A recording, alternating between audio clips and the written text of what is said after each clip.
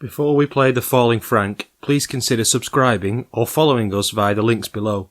Drop a like and share if you enjoy, and leave a comment with your thoughts on the games. We hope you enjoy the pod.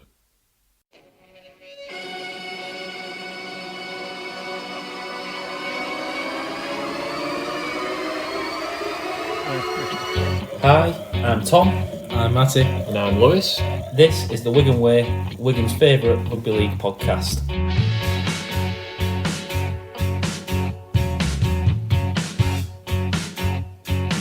He'll put you in his trap, 'cause he's a union man. He's got it all figured out. He won't care what you think, 'cause he's a northern man. He's allowed to speak his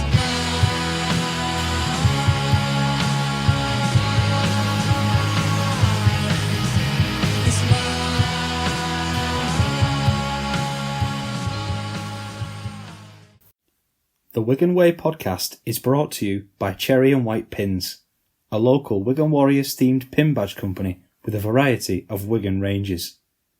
You can get free shipping on all orders when you use the code The Wigan Way, that's The Wigan Way, all in capitals, at checkout. Thanks to them for supporting the show.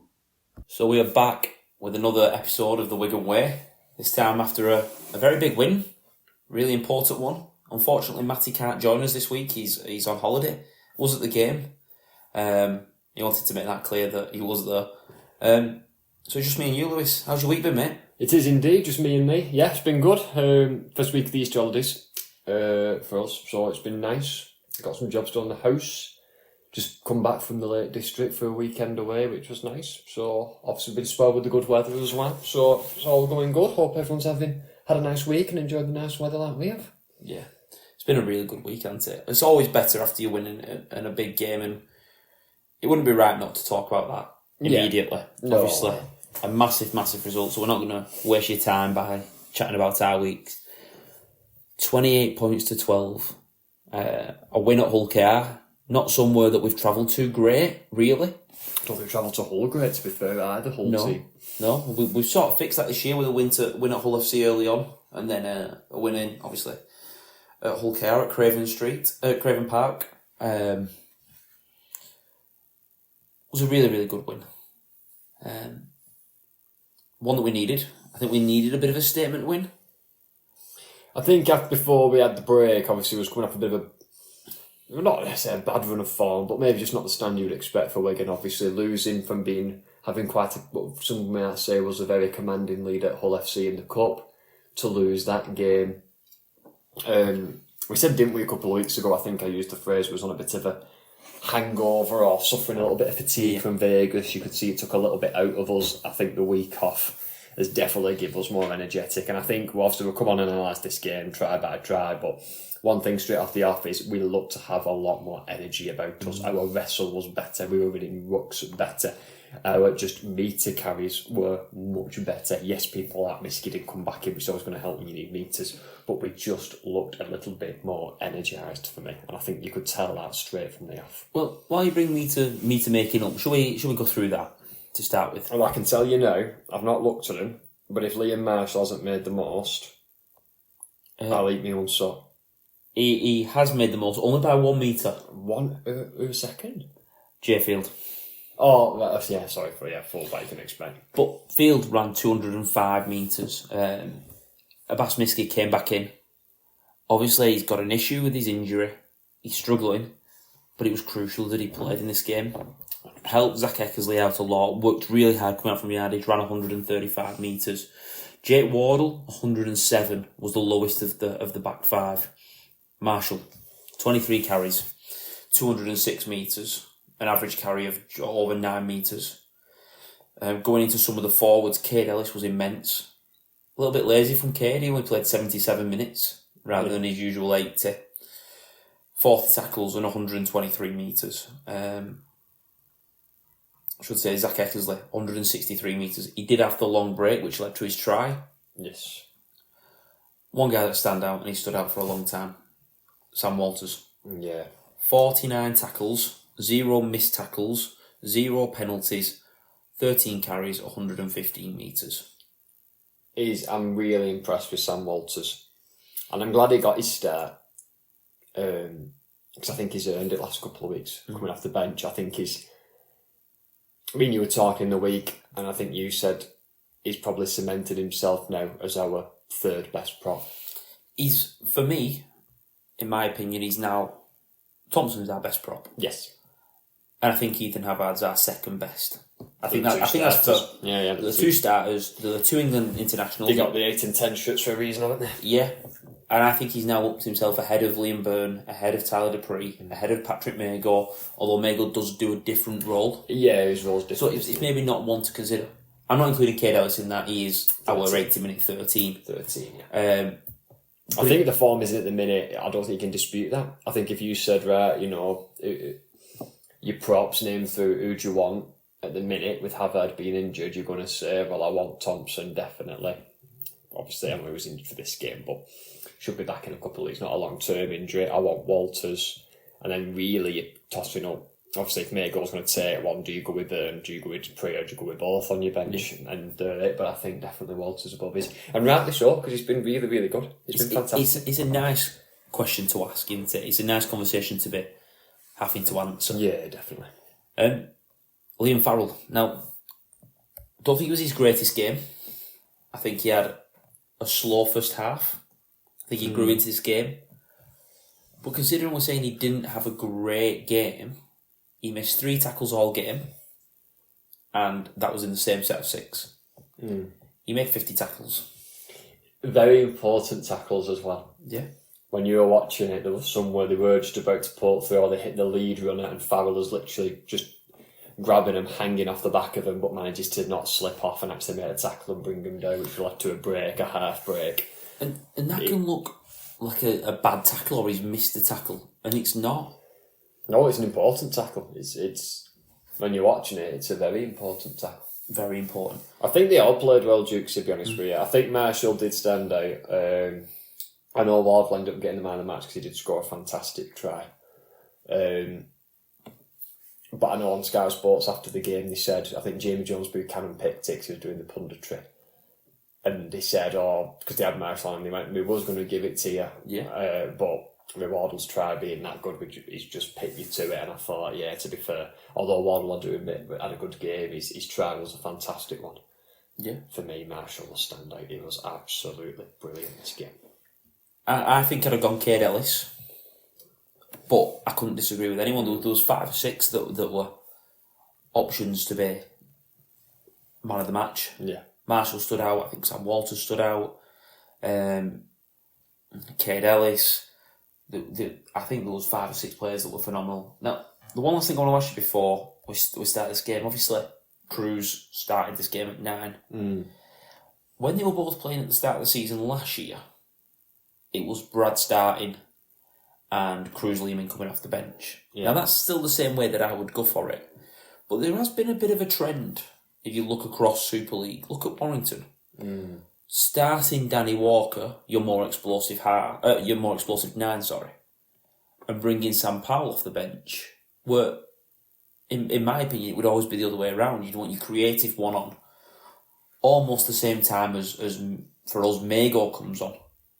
Do you think there's anything in that, or do you think it's just down to getting fitness back? I would say fitness. I agree with you. I think the right way to go about it is O'Neill starts the game, and at that time when you bring on your subs, maybe when you're in an arm wrestle, you're looking for someone to break the arm wrestle, or something to happen, you throw Mago and you throw Lehman on there to break the game up a bit. When it's early dogfight, set for the opening 10-15 minutes, and you're kind of in that, don't give away penalties, don't let them make a break, don't give them anything. I want Brad O'Neill on the field. Yes, yeah. Definitely agree. Should we go through this game then? Yeah, let's get going. So we were just after the 5-minute mark, Hull KR opened the scoring. It started off with a tackle 10 metres out on the right hand side. Hull KR really well through a couple of hands, settled with Sue right on that corner post, right on the goal post, sorry. That's the thing that we talk about with Wigan a lot. Thompson, Havard, Ellis, all setting out on that post. And it's so important. You look across the league, it's such an underrated necessity. but it sets your attack up to be in a perfect position. Well, the reason why that's done is because it's harder for the defence to get the numbers correct. Obviously, you have the majority of space, 60% if you want to call it that, towards the other side, the open side, but you do have obviously a lot of room on the blind side where if you want to do a little blind side play, you've got the room to do that and have a couple of shapes running as well. So that's the reason why it's done. And like you said, when you look across the league, it is effective. Yeah. So Sue wins the contact, doesn't get put to the ground, decently quick play the ball, and it's through 3 sets of hands until it finds Arta Morg. Morg finds Gildart, and Gildart puts Budgie in the corner. Now Gilly does really, really well because he deals with French and Eckersley defensively. He makes them commit, and he gives Budgie a one-on-one. How many times have we seen this? Yeah, it's Old so Wigan, perfect. Old Wigan combo, Gilly to Budgie. Burgess dives in the corner. Nothing really Miskey can do. Great finish, and it was one of them. It was right in front of us when it happened, and I turned to Matt and just said, if he's grounded it, it looked like he'd scored, and I went, if he's grounded that's a phenomenal effort, and you can't really criticise that. No, I think people sometimes do. They look for people to pick out, why did that try get silly, where did we go wrong? And I get the mentality, but I think sometimes you just got to take your hat off to the opposition, show a little bit of respect, and just think, you know what, he scored on last blade of grass with a sublime finish. Yeah. Fair enough. There comes a point we've got to say fair enough. For me, I don't mind conceding them. No. They've not broke us down the middle. It wasn't soft. They've put a nice play on. We've challenged him and said, go on then, score in that corner if you think you're good enough. And he's gone, well, I do think I'm good enough. And he has, and they don't get it down. For each one of those he scores, Miskey might knock his arm and make him knock on, or they might end up where he doesn't ground it in time and he runs out of room. It's just one of those. You've got to just respect the opposition, suck it up, and think there's plenty of time in game for respond to it. Definitely. Now, the 20-minute mark. I was having conversations with a couple of lads that we go with about this. Do you think there is a team in the league, and we'll just talk about Super League at the moment, that challenges defences from their own half like Wigan do? Now in this game we end up scoring 2 or 3 tries from distance. I can't think of another team that asks as many questions of you defensively when you think you should be dominating the field position. I think this was very much in the game plan. And the reason why I think that is because if you look throughout all of this, like you say in there, we very rarely went 5 drives and a kick, playing boring. We actually, a lot of the time, sometimes early on in our own half, sometimes early on the tackle count, was not afraid to shift it wide. But when I've looked back to previous seasons, we've always broke OKR on edges. Yeah. It's always, I can remember Wardle giving Hiku a nightmare, or Marshall making breaks down the side, or whatever. We always see, even though we talk about, I think their back line is fantastic and even in seasons gone by, been fantastic in attack, and they can score points with Hiku, with Gilder, with Broadbent, with Hall, with Budgie. I don't know, Hall's not there anymore, but in years gone by. But I think sometimes, especially maybe last season as well with Hall, people have thought, actually, though, if we can get just a little bit of space, are they lacking that little bit of pace? Hiku, obviously Hall's not there anymore, but a bit older, not obviously as quick as they used to be. And I think Matty Pete did talk about it full time. He wanted us to express ourselves and be confident on the ball, and really show ourselves. So I think it was definitely something in the game plan. Yeah, to take it out wide and target them on the outside edges. The area that I look at, and we always speak about this pre-game. Obviously, we go to the game together and we have a chat before the game. Is the benches. Now, I think our bench was considerably stronger than OKR's. When you're looking at Walters, Hill. We had Mago, we had Hill, we had O'Neill. And O'Neill. Compared to them not having an actual 9 on the bench, they had Jack Broadbent that was going to move Hiku to 6 and Litton to 9. There was a lot of spine changes there. But it's Sam Luckley, Jai Whitbread, who are very, very good players, but I think our bench outweighs them. Yeah. A little bit more experience, big games. And I say it a lot on the podcast, and I don't want to just keep repeating myself, but if this game is 0-0 at 20 minutes, we're more confident, we're more happy. Because when you start rolling that bench on, we're going to start punching holes. And the question to me was, could Byrne and Dupree stand up to Jared and Sue, who are some of the top two props in the league, but they're not 60, 70 minute players. No. Not the way that they were. Now, there was a little bit of a complaint about Wigan's first try. If you listen to OKR, there's a lot of complaints about Wigan's tries, but specifically this one. McIlaurin gets injured. Apparently a torn bicep. Yes. Can't be subbed off when it's a scrum. It's in the rules. You can't be subbed off during the scrum. So McIlaurin is stood on the wing, waiting for the first tackle so Broadbent can come on. Now Wigan do really, really well, and we've seen the try. We play from a scrum. Miski takes a drive in and manages to find an offload to Bevan French. French looks up, sees the open space, gets behind the tackle itself, and finds a brilliant, brilliant pass to Zach Eckersley. But McIlaurin isn't able to really defend it with his injury.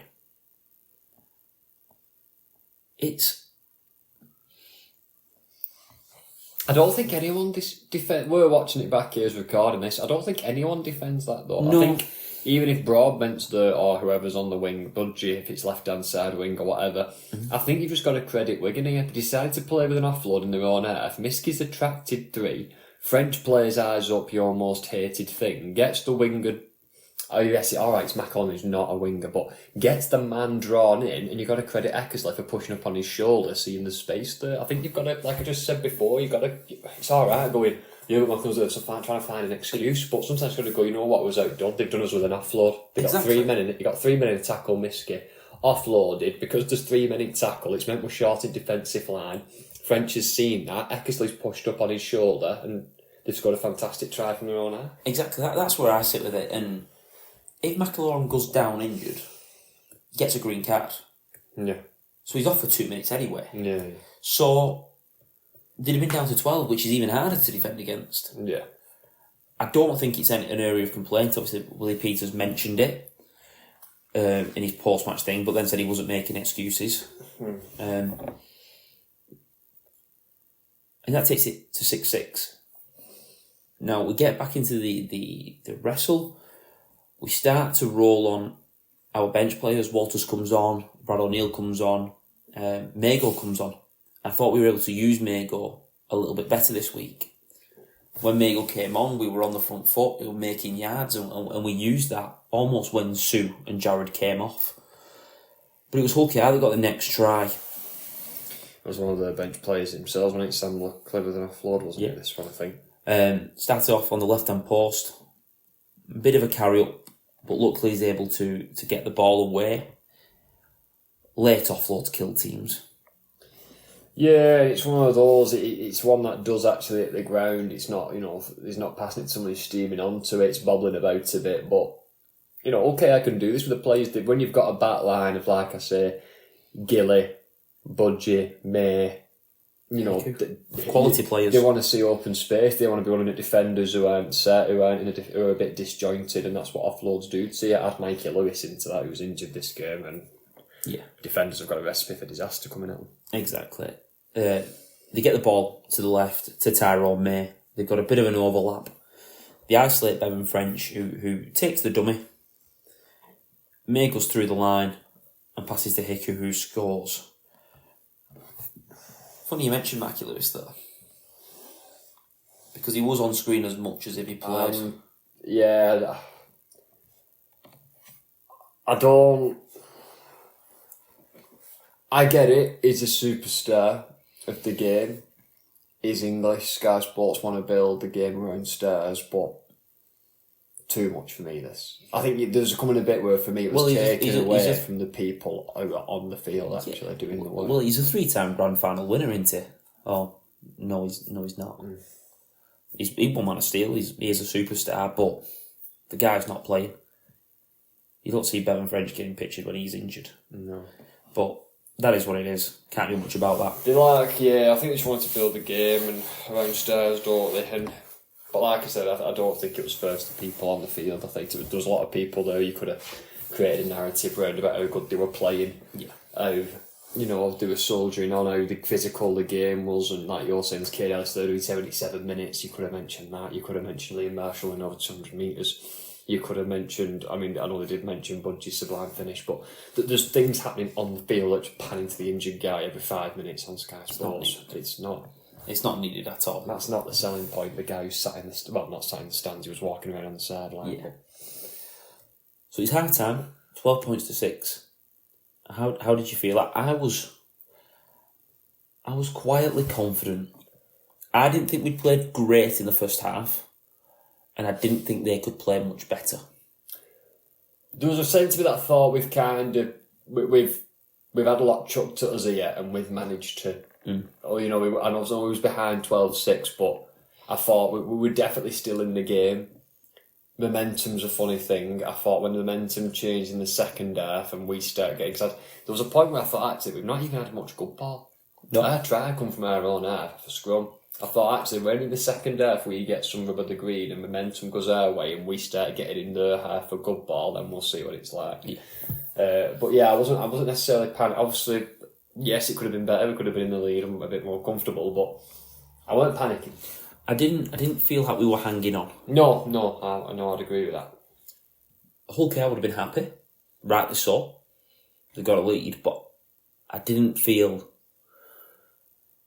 You have them games, don't you, where there's 5 or 6 big one-on-one tackles, or they've bombed 2 tries and they throw one in touch and they've knocked one over as they should be going over the line, and you go, actually, we should be 24-0 down here. We're going in 12-6. It was just a feeling of, if we get it right, we're still in this. Yeah. And I think that would have been the message from Matty P. I didn't think he would go in there all singing and dancing, all shouting and trying to get them up for it, because there wasn't too much wrong with it. No, I think the players would have gone, look, we might be down by 6 here, but we are in this game. And I think they'd have been a bit confident to think, actually, you know what, getting some good ball, keep doing what we're doing, keep working hard for each other and defending hard, and we've got this game. Yeah. Now, after half-time, it is Hull KR with the first opportunity. A couple of stray passes, doesn't seem to be going anywhere. Falls at Dean Hadley, where he sort of goes into a tackle, looks around, gets an offload to Peter Hiku, who, like we said, is now playing in the halves.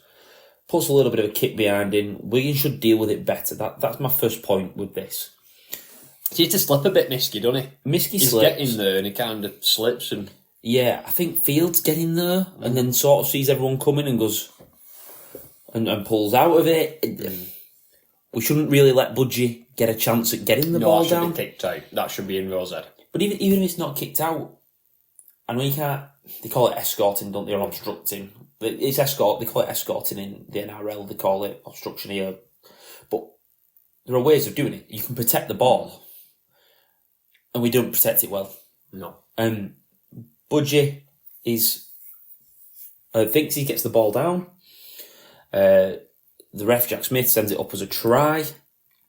Video ref overturns it. He says that Burgess, his hand goes almost over the ball, whether he bounces it or not, but he says he doesn't have downward pressure, doesn't ground the ball.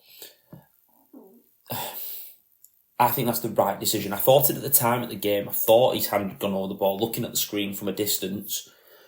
Not with great detail. But he overturns it. We know how tough it is to overturn decisions. I was watching this game, and my initial thought, I agree with you, is no try. He's gone over the top of it. But because he spent so long watching it, I was thinking to myself, because he's having to spend that long, he's going to say, I haven't got 100% clarity on the situation. I'll have to go with the on-field decision of a try. I've not got 100% evidence to overturn the on-field decision. And I thought he's going to give it here, and I'm sure he's gone over. It's a no try. Luckily, the video ref stuck to his guns, took his time, I looked at many different camera angles, had a look at it and said, no, I'm pretty certain he's gone over the top of that and made what I think and you think is the right decision. You need to not try, he's gone over the top of it. So fair play to the video ref for sticking to his guns and taking his time rather than just going, oh, well, not 100%, so just go with the on-field. Because I think it'd be not a get-out, they've got an hard job, but it's the easiest thing to do, isn't it? Just to go, oh, you know, I can't really tell on-field decision, we'll go with that, because you kind of really can't have a go at a video ref then, can you, Phil? No, it's a very weird one. It's a safe option, isn't it, just to do that? It's a very weird one, isn't it? Because when you're at the ground, as soon as it looks at it 3 times, you go, it's not clear and obvious. That's the football term, not clear and obvious, but it's not a clear mistake. Yeah. Or he's not got absolute proof. So immediately you just go, he's going to stick with the on-field decision. Yeah. Well, we can't hear what the ref's saying. No. Obviously, if you're at home watching it, you can hear what the ref's saying and what he's looking for. I think this has come out as the right call. And that's the big thing. But like you said, it would have been very, very easy to just... There's a couple of shocked Hull KR fans in the stadium when the camera panned to him as it went to no try. But again, when you can't hear what the referee is saying, you're just watching the screen. It's very tough. And exactly. It's a big difference. Wigan could have gone to 18-6 down. I would have guessed they would have kicked it from pretty much in front. Instead, it's a 20-metre dropout. Tries change games. Wigan rolled down the field. And this was the turning point in this game. Now, we talk about attacking from deep. We're attacking from Hull KR's 40-metre line. 40, it's the 45, so just over halfway. If you're a Hull KR player, you're still not thinking this is danger territory. We always talk about tackles in the opposition 20. If you're in the 20, you're under real threat. This has come from, actually, middle of the field. Should be okay. Wigan might take another carrying kick on the 4th or the 5th. But Brad O'Neill finds Cade Ellis, finds Harry Smith, and then finds Jay Field. Now, if you see... if you watch this back, watch Hiku. He just gets drawn into December, who's already got into the battle with Dean Hadley. They're after each other. There's a big contest, and in my opinion, December's winning it. Hiku has to go and help him out, and when he goes to help him out, it just gives this 3-on-2. And it's so difficult. I mentioned last week, we was talking about the Wire and Saints game, and I said about Saints being very lateral in their attack and not playing straight. And I said sometimes if you're the lead runner but you're running sideways or on a diagonal, you end up closing the space off out wide. Anyone who watches this back, the lead runners, watch how they run straight. They're not going sideways, and even the guys out the back straighten up. They don't continue to run to the touchline. They will straighten up and head straight vertically, either for the sticks or whatever, and that's what causes the 3-on-2, because Hiku has to go and take December because the line is running. Because he's running straight, he's got to get himself ready, and then him coming out the back and straightening up is what does it. If you just run sideways on that, it's so easy for defenders to go, right, we'll just slide over. Yeah. But they can't slide over too much now, because then they'll hit the short ball on your inside shoulder, which is weaker, and they'll go through you that way. So you have to play straight and attract and cement, solidify defenders on the feet, make them plant the feet, and that's why the 3-on-2 comes. It is perfect passing as well. Cade Ellis takes it to the line, hits the guy at the back on a position he can run onto it. That skill shouldn't be understated to do that at speed. But it's the perfect attacking shape. And this is what I was on about last week. If you go back and watch this and compare it, this is playing straight compared to running sideways and closing off the space. Yeah, I just want to double down on what you're saying there. Because Smith and Field do run laterally. But it's pre-getting the ball. It's before getting the ball. And you line up and look at the depth of Wigan's attack. They're so deep. Wardle, who eventually scores this, is 20 metres behind the play of the ball. Really wide. Smith and Field are 10-15 yards behind where you'd think they would want to be. And as this play develops, as Cade Ellis takes it to the line, they drift. And if you're a defender, you're watching the ball, right, he's passing now onto my man. Suddenly, Smith and Field in both these situations are 5 yards further on. The 5 yards further away than where you think. And as soon as they catch it, they hit that left foot, strain it up, and you're in panic mode then. That your shoulder's going to be the one that's done. And you're panicking and you're trying to over-defend. rather than just sliding and getting back into the right position, you're in packed territory. You're in nervous territory. Field, really good. So he's the 3-on-2. And he's just trying to see if Ollie Gildart will bite.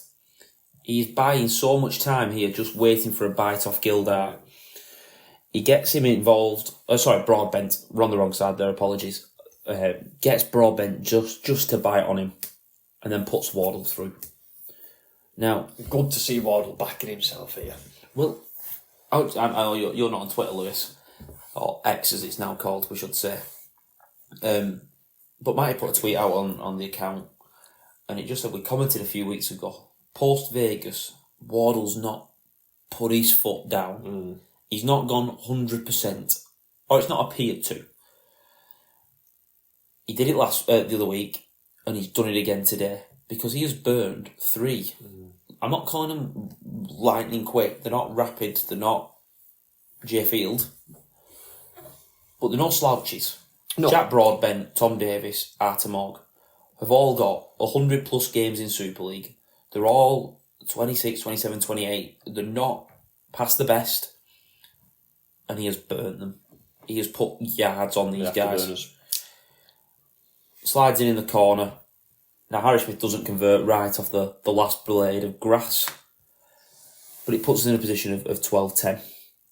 This is momentum again, though. This is the momentum swinging, is it? No try one end and then suddenly points at the other end, and the momentum has completely changed the game now. Yeah. We roll upfield. We probably had the next 15-20 minutes, no points scored, but actually dominating position. And sat at the game, sat at home. I can't see any Wigan fan that didn't think this is a matter of time. This is a matter of time till Wigan break through. Now, Sam Walters tackled just outside of one of the posts. We find Ellis, who attacks the back of the ruck, targets Jez Litton. He makes a legs tackle. Ellis lands on his front, fighting for a really, really quick play of the ball. This is why it's so important where you get tackled and how you get tackled before you attack. Ellis is fighting for a quick play of the ball. No one's there to hold him down. And that defensive line isn't set. It's not set. They're not certain which way it's going. Morg's trying to still send men to the right side. Lehman gets up, finds Harry Smith. And anyone who wants to hate on Harry Smith, I would love them to do so after this game, because it wasn't his greatest first half. We'll get onto that in a second. Shows the big left foot step, breaks the line, grounds the ball. A brilliant finish, a try that we've almost come accustomed to Bevan French scoring. Harry Smith showing that he can do it as well. From first receiver, really, really great work. It was good to see this because, yeah, there was that period in the game, the start of the second half, we had 3 bad end sets. We had one where he ran again, but we're not just talking about it, ran laterally, closed off all the space, and then ran out of space and got shoved into touch. We had a kick that I think this might have been the end of the first half, actually in the second, that went dead and gave the 7 tackle set away. There was 2 at the end of the first half. And I will defend Harry Smith. I think he's, a lot of the time, unjustly criticised. Yes, agreed. But I'll be the first person to criticise him when I think he deserves it. The first one is the kick dead for the 7 tackle set. We just got field position, and when you watch it back on the replay, he's at first receiver on the left-hand side of the play of the ball. The defence is 5 yards offside on the try line. And we've got a play set up out the left. It's the last tackle.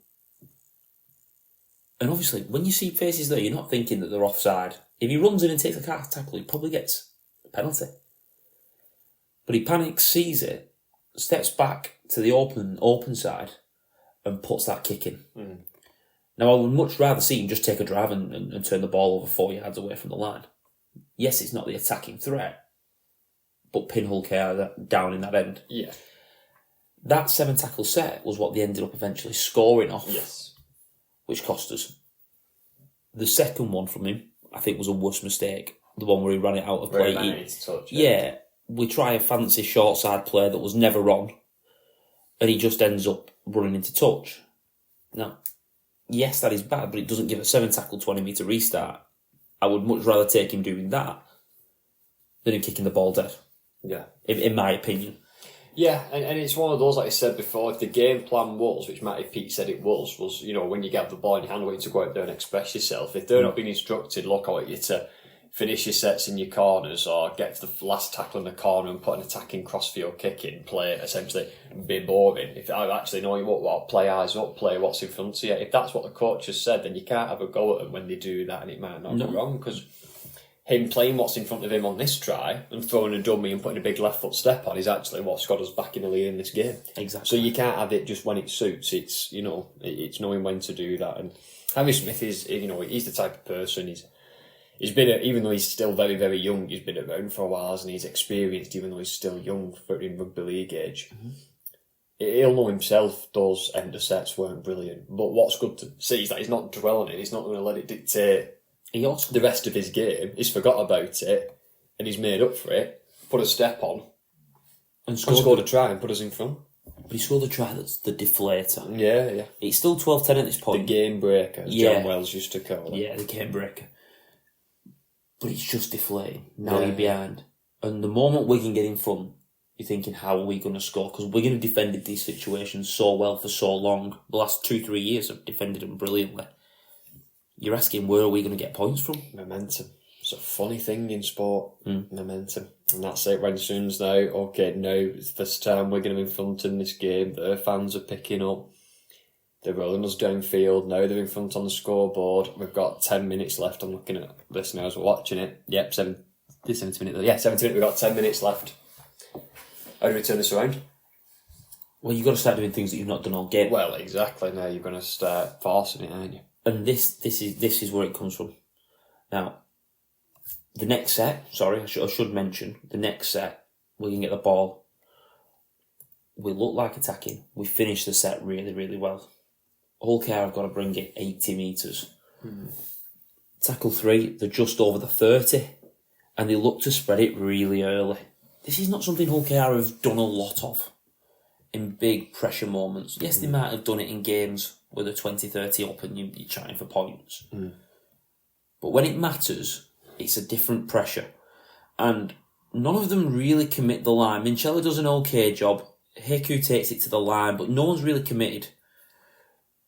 They go through the hands and find Budgie on the left wing. And because no one's really been committed, Abbas Miski's already 5 yards head start on him. Now, Miski's not the quickest. No.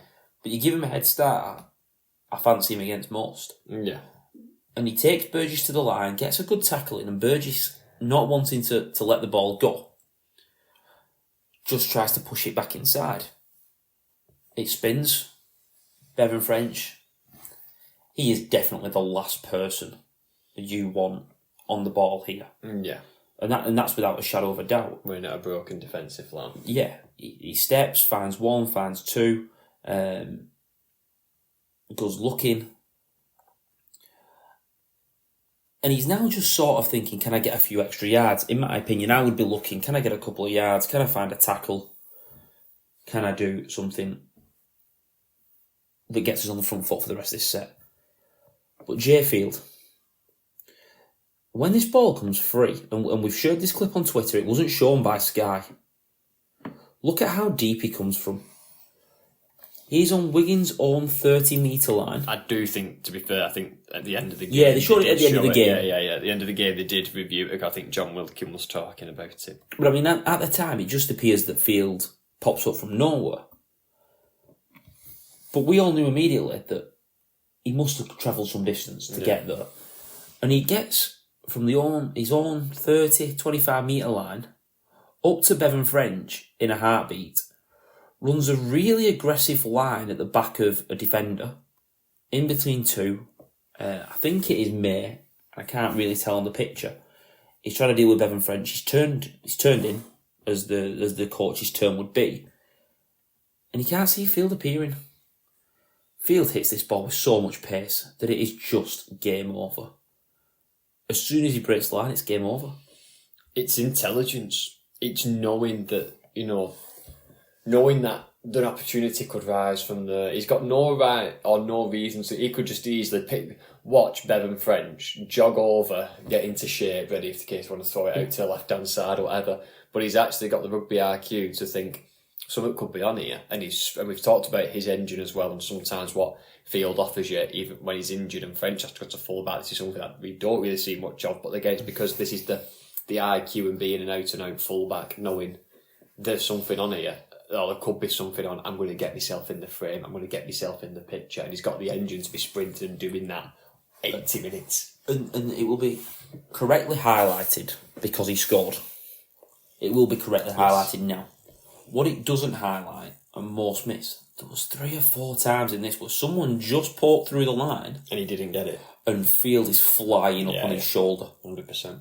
Just in case. Does it all game? Does it for the 80 minutes? And it's not about the one that comes off. It's about the ones that he could have been there for. 100%. And we're talking about JFL. We are going to move on because this segment has been very long, but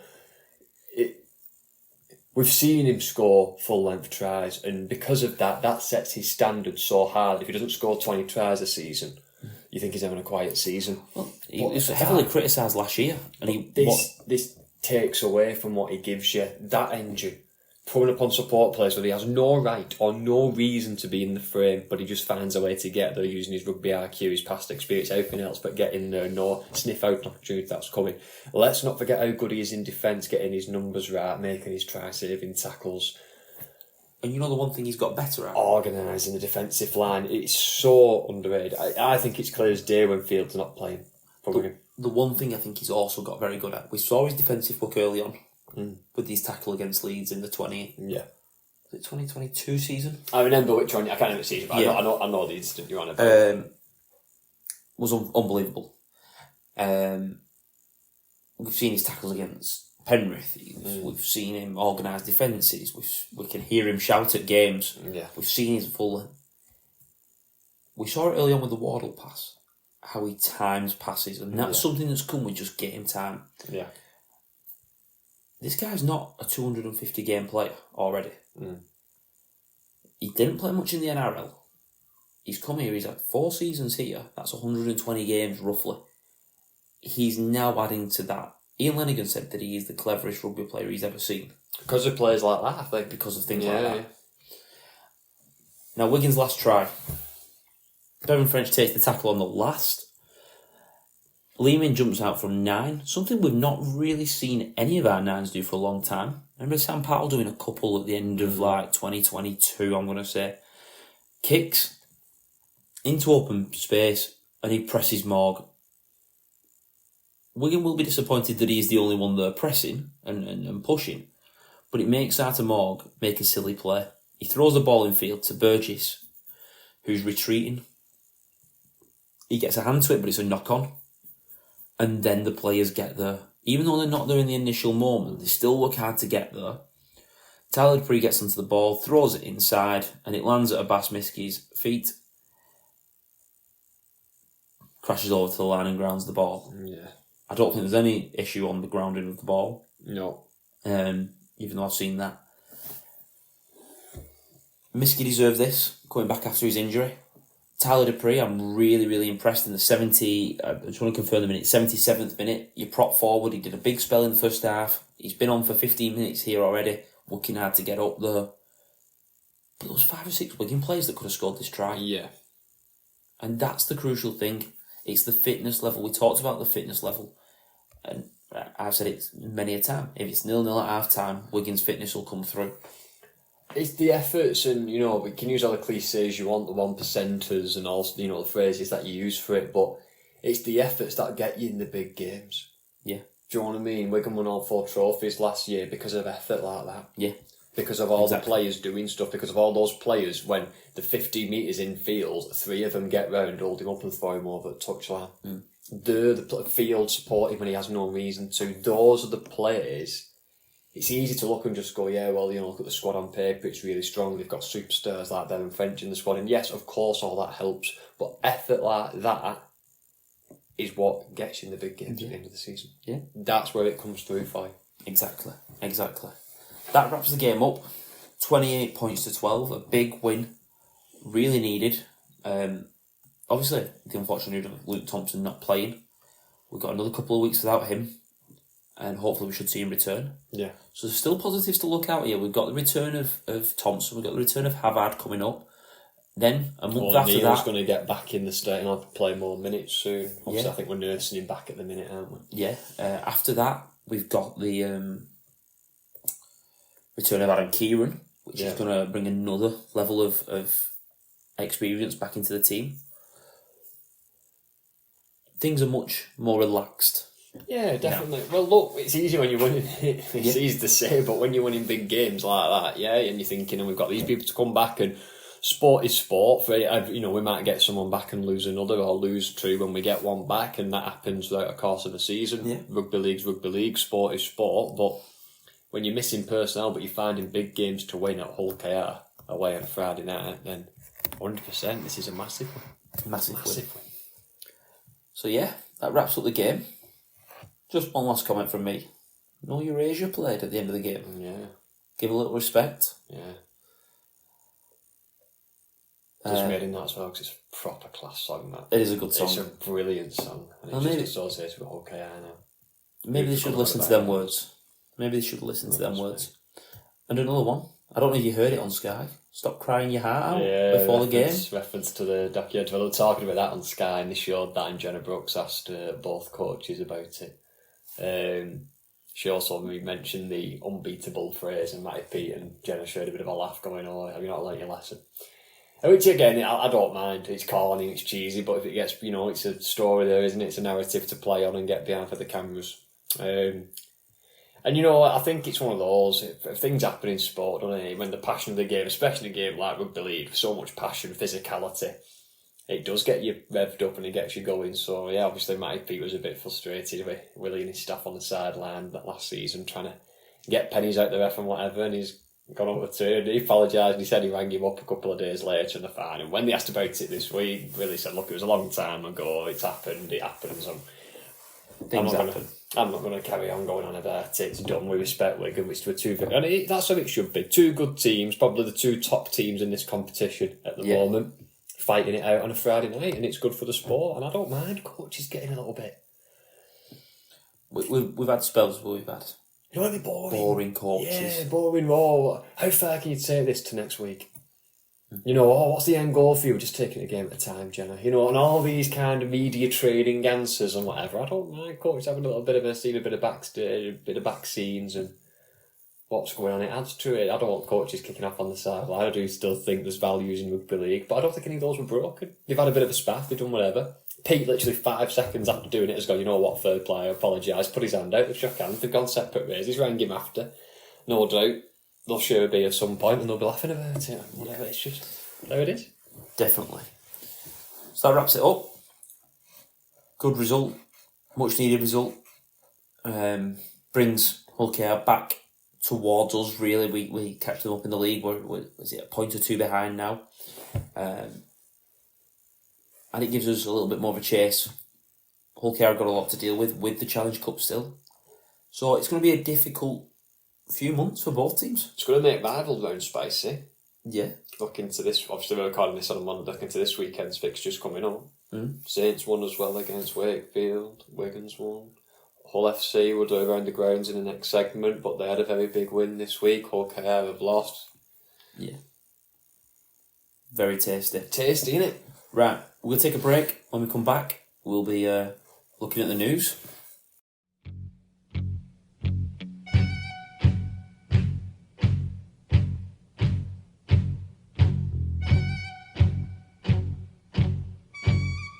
So it's our weekly Rugby League news roundup.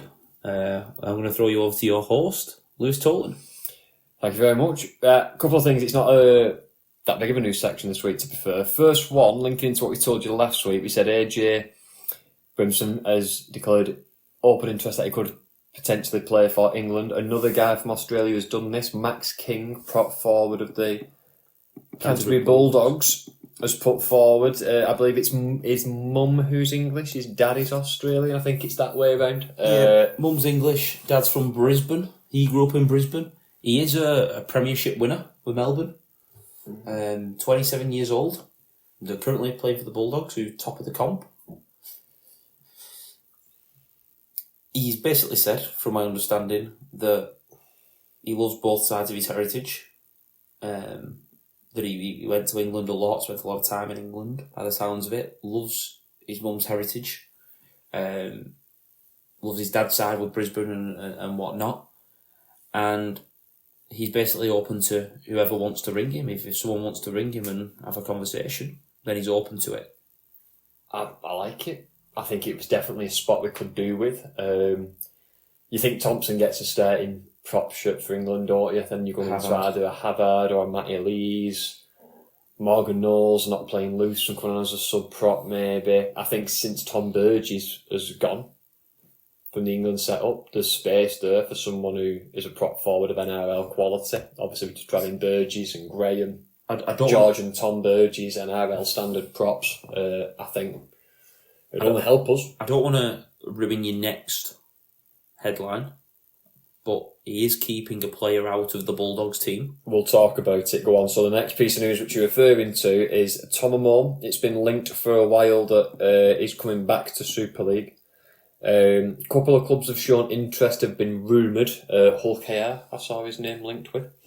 But he has signed for Castleford Tigers for the rest of this season. By the sounds of it, he will be going to KR at the end of for 2026. Right. So it's like it's the rest of the season loan deal. Yeah, they can't afford him on the quarter and the cap. They can't afford him at the moment. Castleford can afford him. And that looks like he's there. But to look back to the last point, Max King at the Bulldogs with Tom Amon. Tom Amon was probably one of the top forwards in Super League for 2-3 years. Lee loved him, the fans loved him. And he couldn't get in the team ahead of him. So we are dealing with a quality player in Max King. Tom Amon, a very, very quality player. Have you seen Beaumont's statement today? No. Well, I'm not saying it's an official statement, it's a Twitter rambling. Yeah. That they weren't interested and weren't negotiating with him because of his manager. Right, okay. Apparently his manager's got a bad rep. A lot of clubs won't deal with him in the NRL, and Lee have joined and followed on that suit. Right, I see. Interesting. Well, good play for Cass. Yeah, and I think they were shorter. We've said before on this podcast this season that the shorter props. The thing with Castleford is obviously the ground that they're at, very small, very short. You actually don't need too much go forward to get in dangerous areas. So they don't. We talk about needing a prop and a leader. They don't need 3.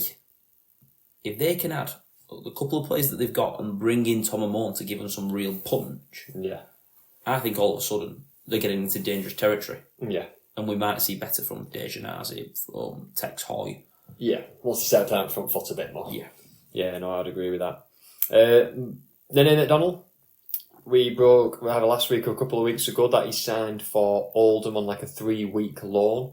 It's been confirmed now he's going back to Australia after that. Not said where. Yeah, no club's been announced for him, but he will be returning to Australia. Yeah. And again, this probably links with what you're going to go on to now. This is a major story. But Nene, obviously, was at Leeds, went home, came back to Salford, was loved by Salford fans, but the time that they're going through has probably soured a few grapes and probably pushed people to want to go back home. They've seen Tim Laffey already go home for family reasons. I'm not saying that's 100% because of the issues that they're having, but it's not going to help. I think so, especially when you're not a player from England. Yes. I think, when would you ever hear about this in the NRL, a club possibly going bust? Like, it just wouldn't happen over there. It's too big, so maybe it doesn't just taint you with Salford or playing for Salford, but it probably taints you. Your experience of the English game as a whole, and how much safety you've got playing for a top-tier club over in this country compared to the NRL, which I think is a fair point. And when people have its priority, they're not getting paid, having to think about the family, paying the mortgages, all the rest of it, they need that security, so you can't blame for wanting to go home where things are a bit more secure for them. Exactly. That's a fair point. Speaking of Salford, the saga rolls on. This isn't so much news, it's more like kind of, again, we talk about this every week in the news section, so we may as well keep it here. Salford, I believe it was the CEO, Yes. who Sports Sky that is his position. I can't remember his name now, but he Sports Sky Sports ahead of the Salford and Leeds game. The game was played at Salford. He came on. He got grilled by John Wilkin and Brian Kearney and Sky Sports. I thought, first of all, this guy held himself very well. I thought he answered in a way, he can't walk on there and just slag off the new owners because they're his bosses. But he's definitely not given the standard media answers. He's been very honest and open. He spoke and articulated himself very, very well, I thought, and I have massive respect for him for doing it because, you know, we spoke to Radlinski, didn't we? Obviously, he does a similar job at Wigan, and he says, you know, when things go wrong, you're the face who has to present it, and you often get the punching bag, even though it's nothing to do with you sometimes. You're just the face who has to put the statement out there, or, you know, put your name to a piece of news or whatever. We could do a full episode on this. We won't. Some of the things that was raised, I think, was quite worrying. The CEO admitted that they were not rugby people, the new investors. Apparently, he did confirm that it was them who paid the wages. Last time it was rumoured that the RFL stepped in and paid them. The CEO said no, they were paid by the owners and by the club or whoever. He said he's led to believe there is an influx of cash coming in and that this could or should be sorted. Was this the same cash that was coming at the start of April? This is the thing, and this is what, again, Brian Kearney and John McShane saying, look, how believable is this? And the guy said, which is right, he went, look, I can only go off what I'm being told. This is what I'm being told, and this is what I'm telling you. We'll have to wait and see. I understand why it's going to have controversy around it. I understand why some people might not believe it, but I can only tell you what I'm being told, and this is what I'm being told. I just feel sorry for the club, the fans, the situation they're in. I don't like it. Well, the thing that got me was he said these aren't rugby people, and he said the first thing they want to do when they come over here is build a hotel on the ground or near the ground or something like that. And I'm a bit like, are they actually investing in the club here, or are they just trying to make money? Matt, but this is where none of these business people are, in quotation marks, rugby people. They employ the right people to do the rugby side of it, and they run the business. Yeah. Salford is a business that could generate so much money. It really could. It's in prime position. It's got such an untapped potential that we keep talking about. They should want to build. Listen, they should want to build a hotel though. Yeah, but it should be alongside. We're building a hotel because we're going to build a centre of excellence. We're going to make this a sporting centre for Salford to compete with Manchester. Yeah. And we're going to get Salford football playing here, and we're going to get Sale already played there. We're going to turn it into this. We're going to then build such and such a thing around it. They've already got the Trafford Centre next to it. One of the things the guy did say, which I thought sounded quite good, and I don't know why this wasn't, again, we're not in the business logistics side of it, but he said that basically at the minute now, or under previous ownership or whatever, they didn't get a lot of money from stadium intake. So merchandise, things like, again, everything sold at the stadium. Surely they would get What's money the word? from merchandise. Well, I think not merchandise. Well, also, like food, drink, and stuff sold at the stadium. But neither did Wigan. Wigan paid rent to. Yeah, well, he neither said did Hull FC. Yeah, but he said no, that because of this, how it's going to work now, because of the new things where the stadium's leased to and the names on and whatever else. Again, I don't know much about it, but basically, to cut a long story short, they said that they could reach into that, and that will be a source of income from them. They will get some of that money. So it's just it's not worth millions. No, but it's something. But considering they've talked about millions of investment. I don't want to go back to it, but Rowley said the Ferrari's in the garage and we're not being allowed to open the shutter. I can't remember his exact words, but the point's the point. Yeah. Getting some money because 5,000 people. How many of them are buying a hot dog or a burger? Or Yeah. Maybe 1,000 of them. Well, this doesn't help start. And you can understand why, but that stadium on Thursday, you had obviously the kind of what would be the DW's north and south stands away and home. Behind the sticks. And then the seated side were empty. Yeah. Yeah, and that happens when you struggle. To be fair, I think we're the only club in the league that get more supporters when we're doing worse. Yeah. But it's just I don't know. I can't go into the Salford. We're going to have to wait and see, which is the bad thing. Now, Ryan really did feature on the bench this week, Sky Sports kind of interview podcast. And he talked about it. Obviously, it was a big talking point with him. And he's mentioned about the kind of mental health issues this is putting on people, which you can completely understand when they don't know if they're going to get paid. Again, these are people who appear on your telly. This is their job. They've got families to support. They've got mortgages to pay, or rent to pay, bills to pay. This is when you look at these superstars, and they are superstars, right? When you're a kid growing up supporting Salford, supporting Saints, supporting Wigan, whoever it may be, these guys are superstars to you. But I remember hearing that if you play 2 Super League games, you have to go on the minimum contract. The minimum contract is £28,000. That is not Premier League footballer. That is not cricketer. That is not whatever sport, rugby union. It's below the average wage in this country. Yeah. And obviously, I know they're not all on that. And better players will be on more money.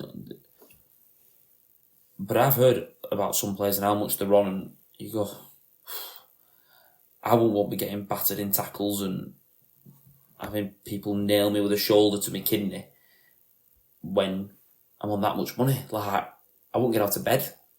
And if you're putting yourself through this level of pain and you're not earning massive, massive money, how long can you keep not getting paid for? It can't keep happening to him. It's not fair. It's not fair. It's a bad thing because we keep saying this week on week, but we're in the same situation. We've just got to wait and see what happens. Did he mention anything about the wages this week? The CEO. CEO, because the wages are going to be due at the end of this month. What I can remember from what he said was that essentially they are expecting from the owners, not any support of external people, from the owners, money coming in, which should mean that there should not be a problem with the payroll this month. But again, when asked, he said, I understand why people are going to be sceptical, but that's what I've been told. I can only go off what I've been told. And what I've been told is that this is all going to be restored. And he said, he spoke to me last year, he said, I'm a fan of Salford, I have been a while, and my goal is, even in these crappy circumstances, to make sure that this club continues to exist and continues to run and function. And he said, that's why players are going. We're going to have to make some very hard decisions while this is all going on. And unfortunately, a bit like, again, Rads has said to us, he's just got to be the face who breaks the bad news and putting his name at the end of the club statements and whatever else it might be. He's going to cop for it, but it seems like he's willing to do that if it means he gets his club through an hard time. So like we say, this is the situation we find ourselves in. It's what you expect for CEO. He's got to do the crappy job, but unfortunately for him, I think he's doing it really well. I think, again, he spoke really well. I think he can hold his head up high. John Wilkin and Brian Kearney said a similar thing. Like I said, then we're in a similar position. We'll see if we get any further on next week, and we'll report on it next week. Yeah. Weird one coming out of the NRL. JT, Jonathan Thurston, and Spencer Lemieux have had a to-do at full time. Now, obviously, Jonathan Thurston does not play anymore. He hasn't played for a good couple of years now. I think he works for Channel 9 now. But yeah, he was on, again, punditry analysis, whatever you want to call it, doing some post-game interviews or whatever. And Spencer Lemieux, there's footage of him and Spencer Lemieux having a bit of a to-do with each other. So Spencer Lemieux put forward for the Roosters. It's come about, I believe, from when Lemieux made the slur at Ezra. So Las Vegas last year, Spencer Lemieux made a slur towards Ezra Mann, went through the whole judiciary. He got banned, I think it was 10 weeks. Yeah, it was like 8-10 weeks, wasn't it? And JT didn't come out and call him a racist. He didn't say this was racist. He said it was a racist comment. I'm not calling him a racist, I'm saying that it's a racist comment. Yeah. Which there is a difference behind, if that makes sense. Yeah, he said a stupid thing. Yeah. And there is another element to this, that he then apparently went up to Billy Walters, who plays 9 for Brisbane, who reported that he also heard the statement and called him a snitch, which is a very weird way of looking at it. But JT has been asked to go and interview him after the game, Lenu had a good game. JT's gone over to speak to him, and then sort of been laid into by Lenu, saying that don't be two-faced, don't go around having a go at me, and then come and want to talk to me and whatever. And he said, JT sort of said, well, it's my job. Like, I've been asked to interview you, so I was going to interview you. Lenu's not spoken to him. Had a go at him, but then left, not spoke to him for the cameras, I should say. And JT's then gone down the tunnel after the game and gone and found Trent Robinson, the Roosters coach, and had a go. Trent Robinson sort of defended his play. He said, listen, he was vilified last year. He's a young lad and all this stuff. But JT said, well, I didn't say anything like that. I made a comment on the statement, but I didn't vilify him. I didn't have a go at him. And it seems to just be a nasty, unnecessary situation that's come up from an incident that has almost moved on. I don't... What is Spencer Leniu getting out of this? Well, he's already had to come out and apologise to Ezra Mann. He's had to go and speak to him and meet with him. That was a part of his ban and whatever, and the dust has settled. I think they've played each other since then, and nothing's happened. Why is he... I don't get why he's took offence to JT. No, this is what I mean. I don't get this. I don't get why he would do this. And I don't... Why would you bring that story back up? 'Cause Yeah. If you're a let's say you've just got into the game this year, and you go, right, so why is it all kicked off? You have to bring up the racism issue of Vegas 2024. So you're almost refreshing the thing that you don't want to talk about. Yeah, and I don't know. I don't like this. I don't think it's a good look for the game. Having a go at past players who are doing punditry. I don't think he's holding himself very well, Linu. I don't think he's got a leg to stand at the minute. He did say what he said. He admitted to it. But then he said, didn't he claim it wasn't racism, it was just banter or something like that? Yeah, he didn't mean it to be racist. He can see that it could have come off as a racist comment. He's not racist. It was meant to just be banter. It was meant to just be getting in his head. Sledging, whatever you want to call it, yeah. Then he's turned around and called that Nine a snitch. Then he's having a go at Jonathan Thurston. Like, what are you doing? Like I said a second What ago. are you doing? Like I Just said a play second rugby. ago. The big thing is it was a year ago. Yeah. Why bring it back Just up? play rugby, mate. If it was the day after and you saw him in the street and you said, listen, I don't like your comments made, listen, I made a mistake, you'd almost get it because it's still fresh. But it's weird, I don't like it. Yeah, I don't think he puts the Roosters though in good stead. You know, you got to remember, you're representing your club. Do you know what I mean? You're bringing a bad name to your teammates. You're putting your team, your badge, your everything in a negative light. I don't like it. Just play rugby, mate. The issue he also has is JT is such a well-respected. He's seen as such a nice guy. Yeah. And you're having a go at him over response to a racist comment. Like, you're not helping yourself. No. Not helping yourself at all. No. Right. Thank you for the news, Lewis. It's all right, mate. We'll take a quick break and when we come back we'll fly around the grounds.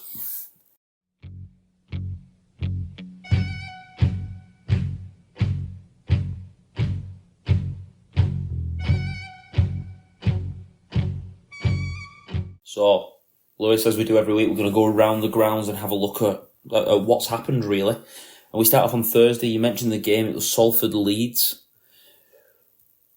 The fixtures don't get any easier for Salford, firstly.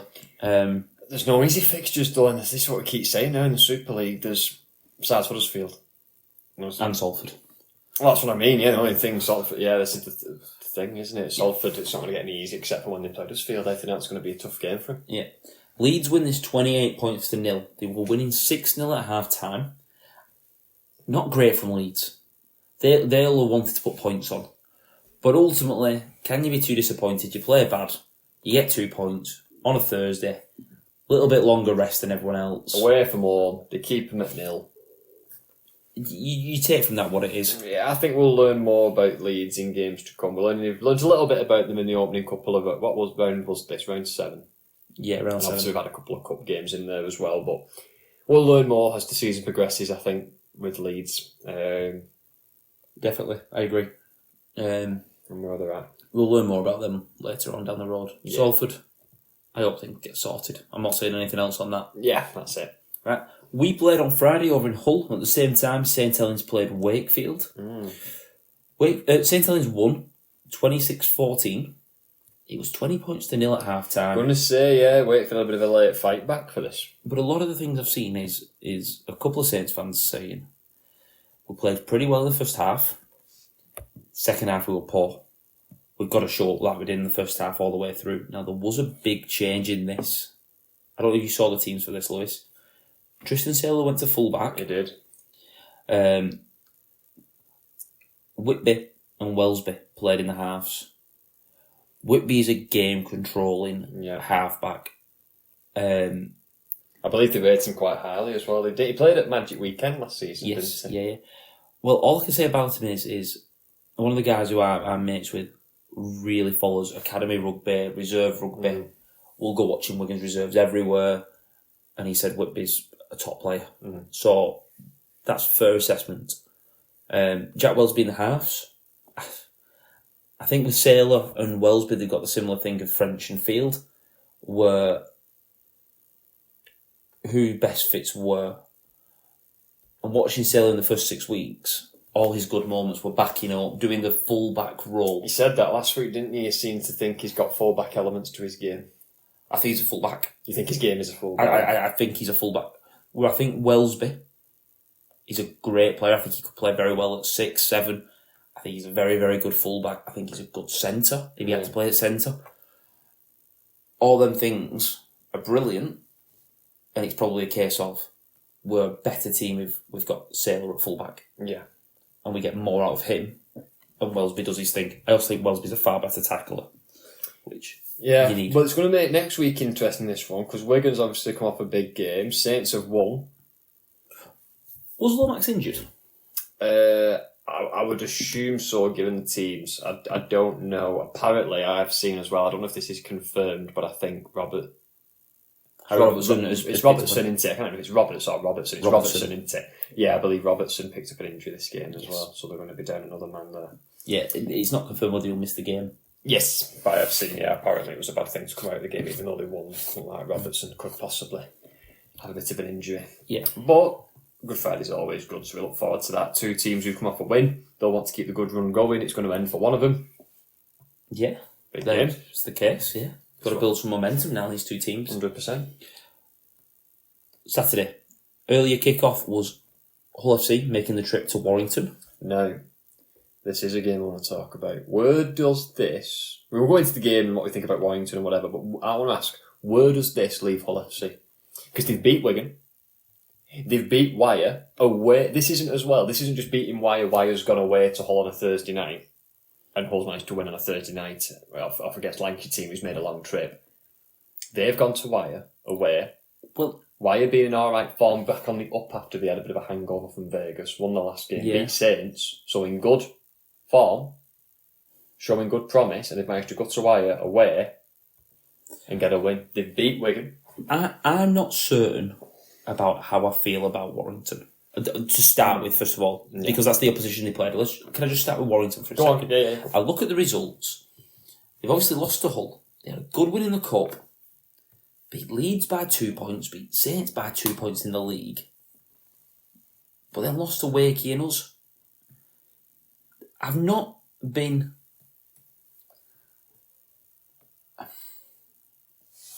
had them really put me on alert. And I think they're very, very reliant on a couple of people. I don't think the pack's as strong as it was. Now they've lost Nicholson and lost Bateman. I think they've got issues with the replacement. They've obviously brought an overseas in who can't get in the team. Ollie? Is it Ollie? I want to say Russell, but it's not. No, I can't remember. He's the PNG player. Yeah. So I'm really not made up by Warrington. Yeah. So I've still got question marks about them. Because at their best, they are a top 3 team. At their worst, they're a team that finishes 6, 7, 8. Yeah. And I don't think they've found that middle ground yet. So they can fluctuate, in my opinion. Bringing it on to Hull FC, I have a similar issue here. We played them at the start of the season, the week after Vegas. The week before Was it the week before Vegas? Yes, it was. It was the week before We Vegas. battered them once and we lost to them in the cup, didn't we? And we butchered them at home, 46 points to 4. They have a 1-point win at Huddersfield. They draw to Lee at home. So at this point, I'm thinking I don't really know. They beat us in the cup, and I'm really impressed. 2 couple of wins against teams they should beat, Wakefield and Cass. But then they don't really look in the game against Hull KR in the cup. I didn't think they were ever going to win that game. So they're very fluctuant again. Now, they beat Warrington, and I was very, very impressed with Hull FC. I can't say anything other than that. I thought they deserved to win. I thought they were deserved winners. But the next 2 fixtures are Hull KR and us. Okay. If they win both of them, they're right in contention. Yeah, if they win both of them, what happens if they win at Hull? Win the derby on Friday. If they win the derby, Wigan, it would be Wigan in the cup. They've beat Warrington and they've beat OKR. What I'm trying to get is where do you think they're at now? We know them much better than last season. That's obvious. They're not an easy 2 points. Looks like they can give anybody on their day a very, very good game if they turn up like you're saying. I'm not going to say they're a top 3 team yet. No, I don't think top 3. Top 6, do you think? I would put them in that category of somewhere between 5 and 8. Yes, probably. I'd put them in the category of Lee. Yeah. I'd put them in the category of Leeds, maybe. Yeah. What we have to see now is consistency. Yes. And that is the hardest thing in sport, consistency. That's what defines winners of big comps as consistency. I think they're very reliant on a couple of players. If they pick up a long-term injury to Herman Esse, yes, I think they're in real trouble. Yeah, that's a very good point. And I obviously touch wood that he doesn't get injured. I never wish an injury on anyone. No. I don't look at the rest of the pack thinking they're going to roll us. No. I like Asiata, but he's had a lot of injury issues. Yeah, correct. Caesar I like Will Price, I like Cade Cust. I think it's going to be interesting this because, I'm trying to you say when I'm saying where they are. I agree with you. I think they're around that 5 to 8 mark. I think there's a lot of teams now. I think Hull KR Wigan are going to be your top 2. Mm-hmm. I do think Wire, even though they're a bit inconsistent, will I think get Wire and third. Saints are 3 and 4. Yeah, I think Wire probably, and then I would probably Saints, depending on how they go. Obviously, they have got a couple to come back from injury, which I do appreciate as well. Then you've really got if you include Saints at the minute, you've got Catalan, you've got Lee, you've got Hull FC, you've got Leeds. Wakefield have put themselves in contention. All really competing for that kind of the rest of the top 6, really, haven't you? So the 4 to 6 spots, we said 4, 5 and 6. Do you think, if all these teams are playing well, yeah, you've got a clear top 3 of Hull KR, Wigan and Wire, yeah, a clear bottom 3 of Cass, Salford and Huddersfield, yeah, and everyone else in the middle could finish 4th, could 4th, finish 5th, 9th. and 6th, yeah. I can't disagree. I think it's a very weird situation we're in.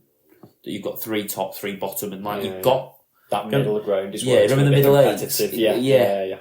And it's going to be made up on who can get the advantage in them games. Yeah. Who can turn over a Wigan or a Hull KR and get 2 points that you probably wouldn't get elsewhere. Yeah, you shouldn't be really getting. Yeah. Is going to be the question. Yeah, it's a good point. If Hull win one of these next 2, then I start thinking the serious contenders. It's really good, this, though. It's really good not having Hull FC just being easy 2 points now. The fact that they are turning over big teams, that they are being competitive, even in games where they're going behind, they're not getting dick 60-0 or whatever it might be.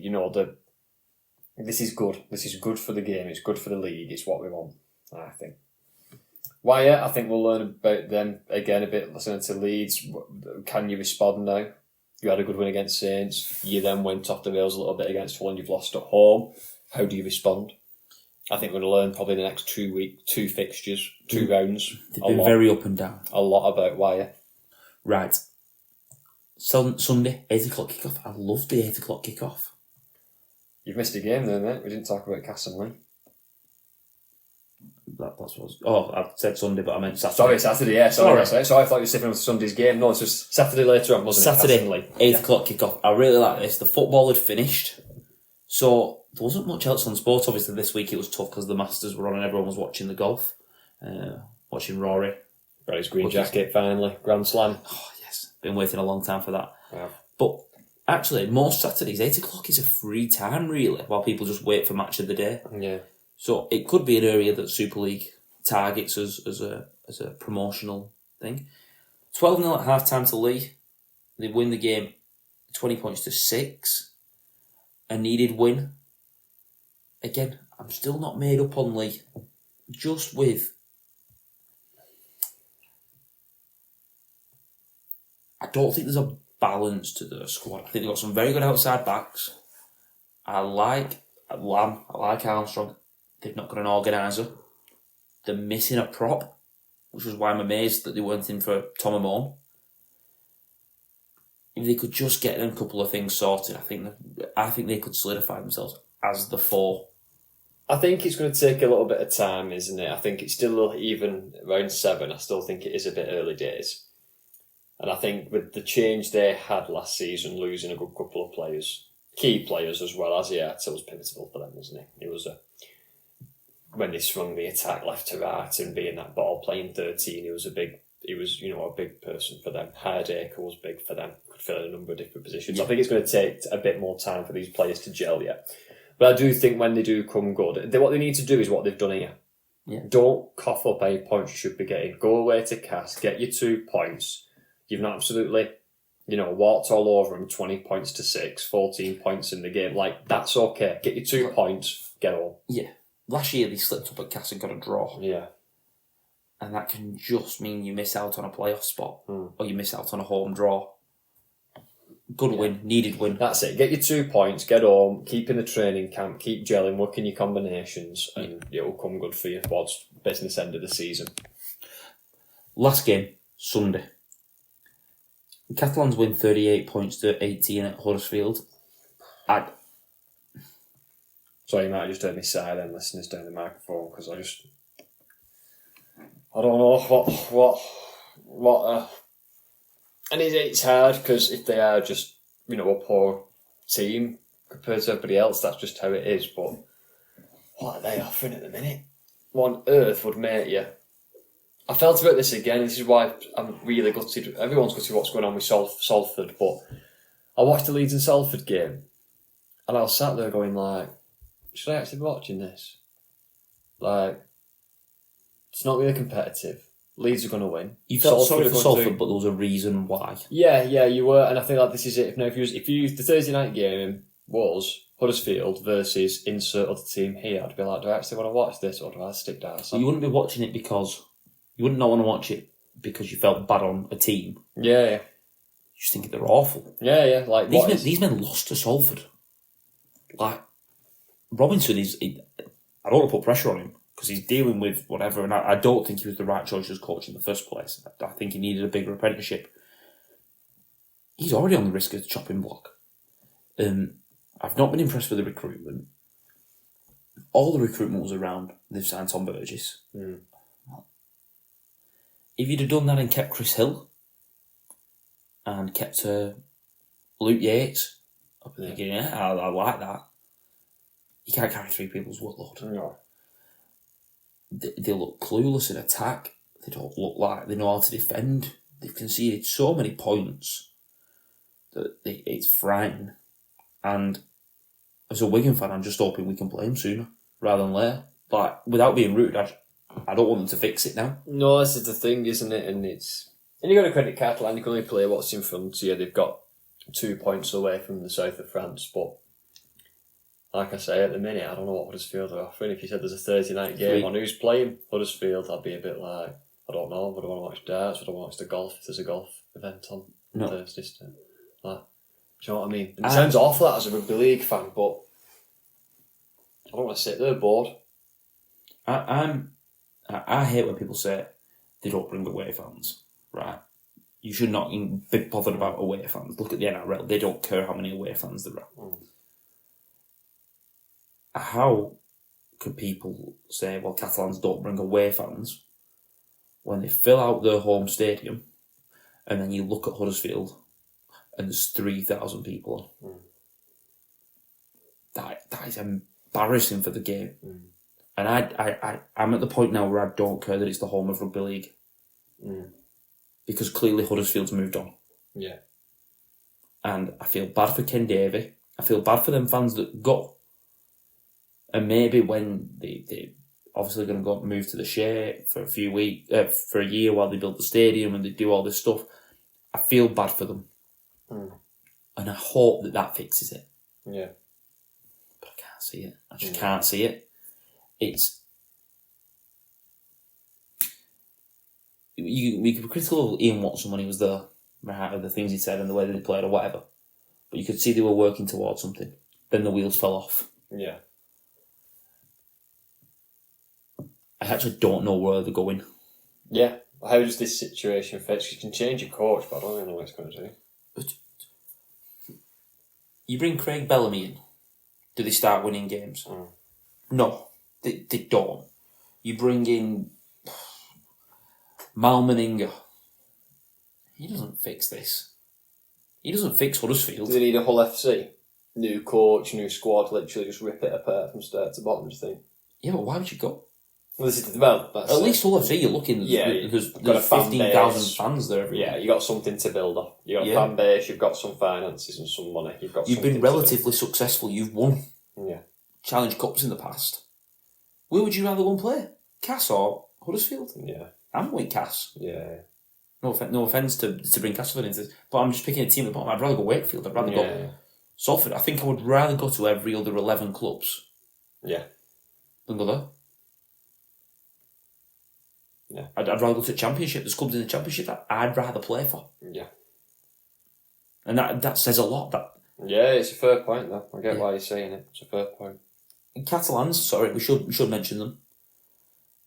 They needed this win. They got some points on the board. Can't read too much into it. No, a bit similar to the Leeds and Salford. We'll learn more. You can't take anything, I think, at the minute from anyone who plays Salford. Or it's just a case of, again, be professional, get your 2 points and move on. Yeah, definitely. Okay. Right, that wraps it up. Lewis, thank you for coming on the podcast this week, mate. You're more than welcome, mate. It's been good just to chat to you. Chat after a big win. So that's nice. Yeah, exactly. Thank you for listening, and we'll be back next week with another episode.